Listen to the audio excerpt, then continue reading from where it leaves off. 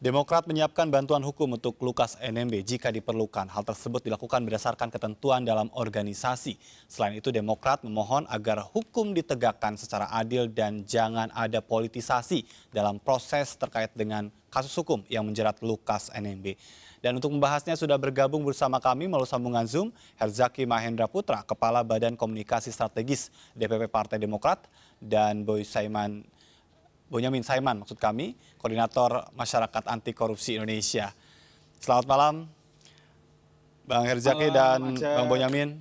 Terima kasih atas waktunya.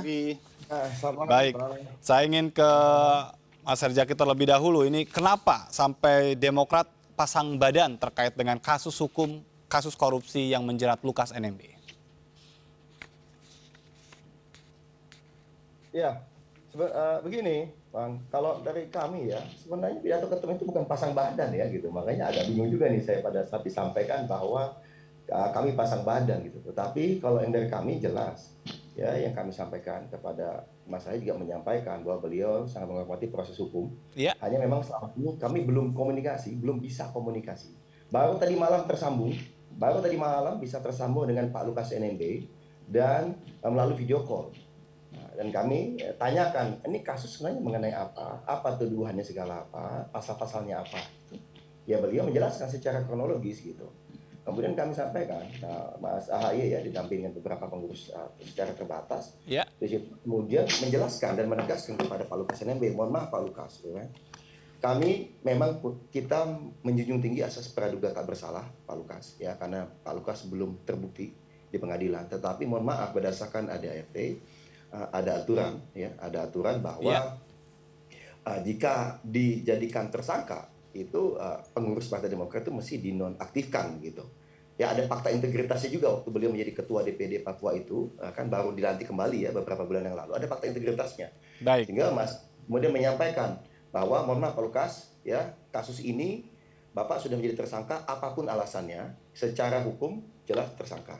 Tapi kami juga menghormati asas praduga tak bersalah Pak Lukas, ya kan? Kita hormati ADART bahwa kalau ada kader atau pengurus yang menjadi tersangka berdasarkan ADART dan fakta integritas harus dinonaktifkan dulu. Gitu.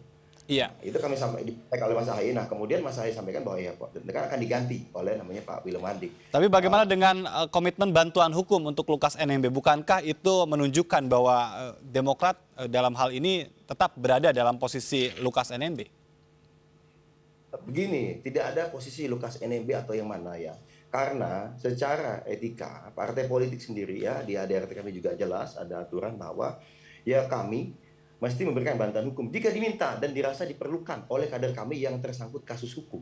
Baik. Ya ini di organisasi manapun setahu kami seperti itu gitu. Jadi jangan kemudian ada orang-orang yang pernah punya jasa sama organisasi, lalu begitu mereka punya masalah langsung dibuang gitu saja gitu. Seakan-akan, nah ini mesti diperjelas dulu. Jadi bukan kami pasti bantu hukum, kami pasti bela. Enggak Pak.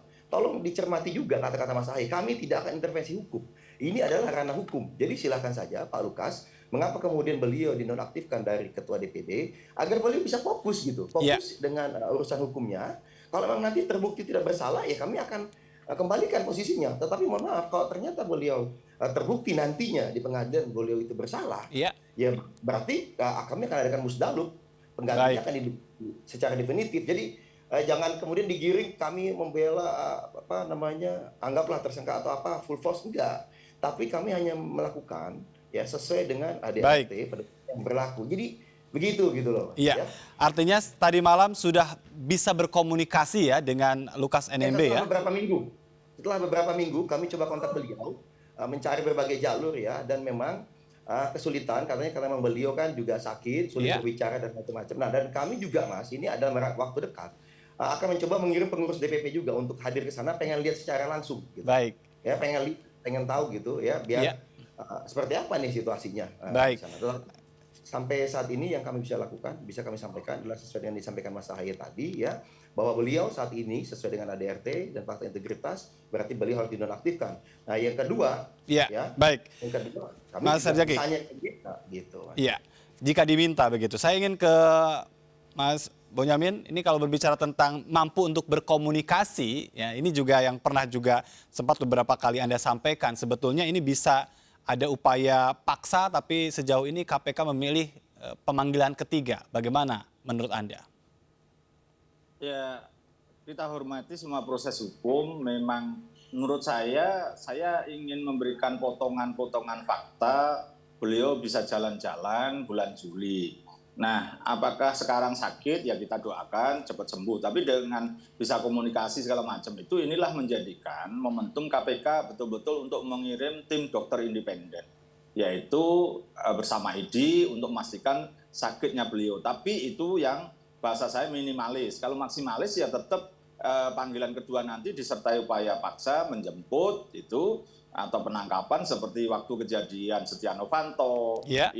Aziz Samsudin, itu kan begitu. Jadi ya itu mestinya yang harus dilakukan KPK, kemudian jemput paksa, ditahan ya 1 jam 2 jam, kalau memang sakit dibantarkan dan kemudian prosesnya tetap dilanjutkan. Gitu. Jadi bukan seperti tarik ulur sekarang ini kesannya menjadi perlakuan istimewa dan Ya. Pak Irwandi Yusuf dulu gubernur daerah otonomi khusus juga dilakukan upaya paksa sama. Jadi mestinya inilah jangan kemudian malah dijadikan rakyat gamang seakan-akan ini prosesnya malah menjadi seperti tarik ulur. KPK seperti malah ragu karena sering mendeklar bahwa kalau nanti ada bukti yang bisa menyatakan uangnya bersih ya dihentikan. Loh, berarti selama ini menetapkan tersangka itu apa alat buktinya gitu. Ya. KPK kan kesannya ragu. Ini yang Baik.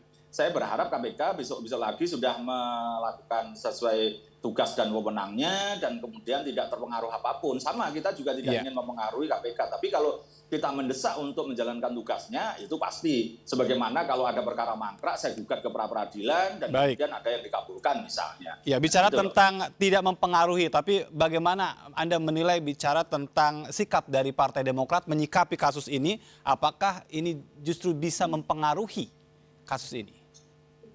Ya gini, saya sebangun dengan sikap Ketua Umum AHY yang pertama bahwa dia mendukung penegakan hukum dengan adil.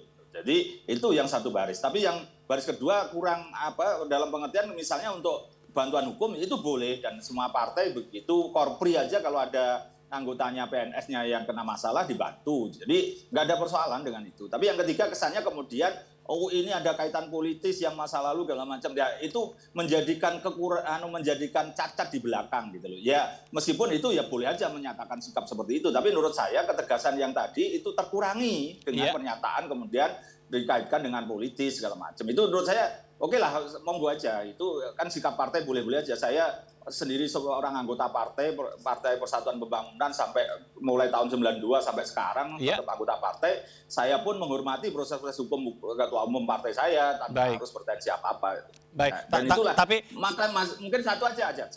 Barangkali kalau boleh saya mengimbau Pak AHY juga sama dengan seperti Presiden, juga seperti Menko Polhukam menghimbau Pak Lukas NMB untuk mematuhi hukum dengan mendatangi panggilan KPK. Itu sempurna itu loh sebenarnya. Itu yang saya tunggu-tunggu dari Pak AHY maupun Pak SBY. Sebenarnya ini kan dulu zaman Aziz Samsudin ketua umumnya Pak Airlangga Hartarto juga mengimbau untuk mendatangi KPK. Jadi hal-hal yang demikian itulah yang sebenarnya sikap untuk berdukungan penegakan hukum dan pemberantasan korupsi yang secara adil dan berlaku untuk semua. Jadi itu saya tidak ingin diametrikal dengan Partai Demokrat karena ini masing-masing punya otonomi, punya kewenangan, monggo aja ngambil sikap dan itu sah-sah aja. Jadi tapi hanya memohon itu yang terakhir itu dilengkapi supaya orang tidak berpretensi apa-apa seperti tadi loh kok ini pasang badan kayak begitu kalimatnya kan. Jadi itu aja, makasih. Iya, bicara tentang proses hukum jangan juga ada tudingan politis begitu ya.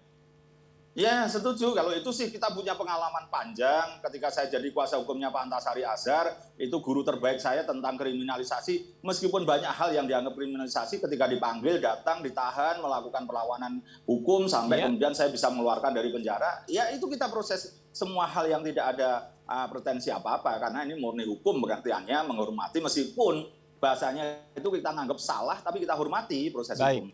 Baik, Mas Herzaki, bagaimana ini bicara tentang menghormati hukum, tapi ada juga statement yang menyatakan bahwa ini politis dan ada intervensi membawa juga persoalan-persoalan masa lalu. Nah, gini, pertama kan jelas ya, kami Mas AHY tadi sudah menyampaikan gitu, ada 7 sikap ya Partai Demokrat gitu terkait dengan kasus ini. Pertama beliau menyampaikan adalah bahwa kita memegang teguh komitmen ya untuk mendukung setiap upaya penegakan hukum di negeri ini, termasuk upaya pemberantasan korupsi. Dan kami untuk itu juga kami menghormati, ya di poin keduanya Mas saya sampaikan menghormati dan mendukung proses hukum gitu yang sedang berjalan.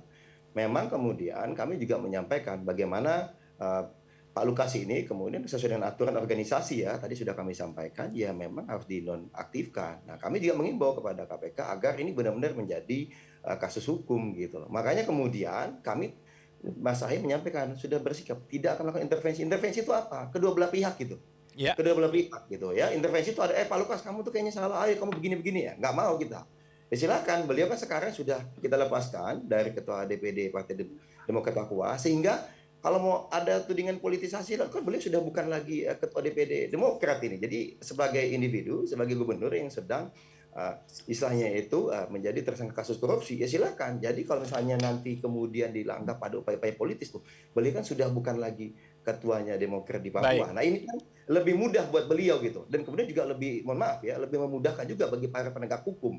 Inilah langkah yang kami sama-sama ambil ya, karena ini kami tegakkan aturan ya, sesuai aturan partai. Baik. Ya, yang kedua juga penegak hukum silakan gitu. Yang penting sesuai dengan proses hukum, jangan sampai ada cacat prosedur atau cacat hukum. Jadi nanti kemudian takutnya berkembang kemana-mana. Apalagi ini kita bicara mengenai teman-teman, sahabat-sahabat kita, saudara-saudara kita di Papua gitu. Baik. Nah lalu, mohon maaf, kalau bantuan Mas, bantuan hukum, mohon maaf, bantuan hukum sudah jelas.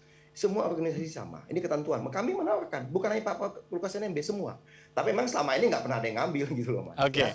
baik. Nggak pernah ada yang ngambil, tapi ya kami kan harus lakukan lah. Jangan nanti kok ini ditawarkan sesuai undang-undang aturan. Nanti kami ada lagi yang nuntut mendadak disuruh siapa, dibilang bahwa ini tidak melaksanakan ADART gitu loh Mas. Iya. Ya. Kira seperti itu kita harap ya KPK dengan ini dan Pak Lukas NMB bisa menyelesaikan kasus ini sesuai dengan aturan hukum yang berlaku. Baik. Nah, dan kita tunggu aja gitu pembuktian di pengadilan. Baik. Jangan kemudian ada trial by press lagi nih gitu loh. Iya, oke. Ya. Kita harus jeda terlebih dahulu, tapi yang menjadi pertanyaan kemudian masih seputar pernyataan yang menyatakan bahwa ada intervensi alat negara begitu kan dalam beberapa peristiwa yang lalu dan ini tidak boleh terjadi di peristiwa yang sekarang. Maknanya itu apa? Tetap bersama kami, tetap di MNC News Prime.